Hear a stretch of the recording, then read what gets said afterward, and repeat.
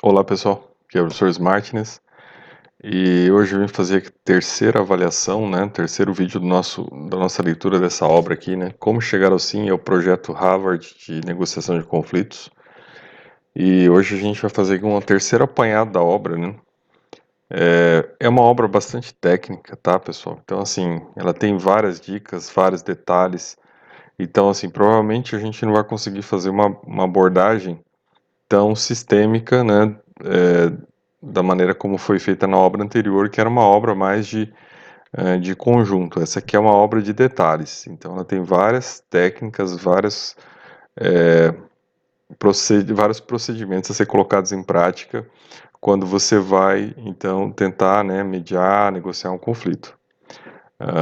Dentro aqui do nosso projeto de leituras, né, resolutivas de conflitos, essa é uma obra essencial, então é talvez uma das principais obras, né, já se falando aqui dentro do aspecto jurídico da resolução de conflitos, a serem buscadas porque tem interesse na área, tá?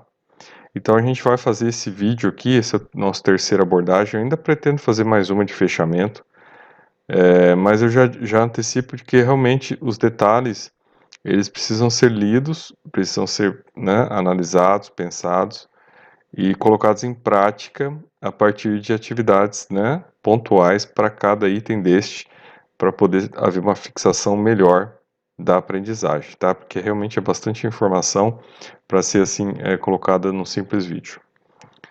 Nesse terceiro momento aqui que eu quero falar com vocês, né, eu trouxe aqui para a gente conversar, né? Primeiro, uma noção aqui que eu queria apresentar para vocês, que eu andei aqui pensando sobre o assunto, né? E acho que um termo adequado, né, para a gente batizar aqui todo esse encaminhamento que a gente está dando nos estudos, né, é a ideia de um direito solucional, né? E aí um direito solucional, né, que vise buscar soluções extrajudiciais, né, para os conflitos.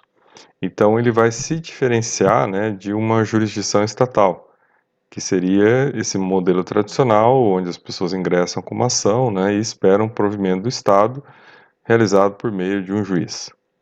Já no direito solucional, né, a gente teria a busca de uma solução do conflito de uma maneira extrajudicial, né, a partir de uma negociação, de uma mediação ou até de uma arbitragem, mas sempre visando o quê, né?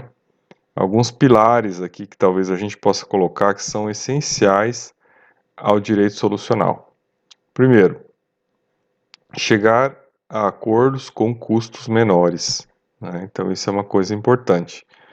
Então, se for pensar, né, no custo de uma ação, né, todas as custas processuais, né, o custo com representação né, advocatícia, o custo até da demora do provimento, né, no sentido de você ter que, né, ficar com aquele patrimônio imobilizado por aquele determinado período de tempo. Então, isso é uma coisa que tem que ser levada em consideração. A partir do momento que você busca um direito solucional e você consegue resolver esse conflito, né, de uma maneira rápida, você elimina todos ou grande parte desses custos. Outro ponto importante aqui é evitar os anos perdidos com demandas e recursos, né? Então, aqui não é uma questão só de patrimônio mobilizado no tempo. Aqui é uma questão também de tempo, né, útil que está sendo, né, perdido para se mover demanda, para se mover recursos, não é? Para se chegar a uma solução final que efetivamente, talvez, quiçá, resolva o problema e retorne as coisas ao estado que elas deveriam estar. Então, realmente, isso é uma questão que tem que ser ponderada, né? E claro, né, talvez o lado mais importante, né, que não é uma questão aqui mais comparativa, mas é o que se propõe um direito solucional, que é permitir um ganha-ganha para ambas as partes, né, que é chegar num acordo que seja, né, proveitoso, que seja o melhor possível para ambas as partes, tendo em vista o conflito ocorrido. Então, claro que sempre é uma questão de localização, né? quando a gente tem um provimento judicial, a gente já espera que uma parte ganhe e que a outra perca, né? Então, quando isso já está colocado, nós já temos aí que pelo menos 50% já vai sair insatisfeito, né? Se o ganho for parcial para um, né, e parcial para o outro, a gente já vai ter aí 100% de pessoas insatisfeitas nessa decisão. Então, quando nós procuramos trabalhar como um direito solucional, nós já vamos tentar o quê? Chegar a um acordo que seja proveitoso no máximo possível para ambas as partes. Então, que o índice de satisfação delas, né, seja maior do que o índice de insatisfação. Então, não existe perfeição, né, não existe saídas mágicas para os problemas humanos. Se alguém prometer isso, está errado, né? O que existe sim é a capacidade humana de utilizar a inteligência, de utilizar as técnicas de negociação, né, de utilizar as possibilidades existentes para se chegar ao melhor possível para aquela situação. E isso é algo que tem que ser construído e que vai muito além, né, de você mover um processo, né? No processo você vai em busca do quê? De uma tutela jurisdicional, de uma decisão de juiz que vai colocar um ponto final naquela questão a partir de fundamentos, né, jurídicos, né, e de provas ali apresentadas. Agora, quando nós trabalhamos com a questão do direito solucional, nós estamos trabalhando dentro de uma perspectiva de que aquele conflito seja resolvido de acordo com todas as contingências que estão nele envolvidas, né? E que irão orientar em muito o desenrolar daquela ação.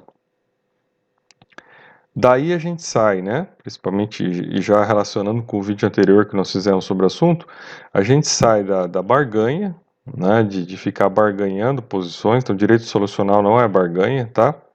Então, assim, um quer 100, o outro quer pagar 80, a gente vai negociar e chegar no 90? Não, isso é barganha.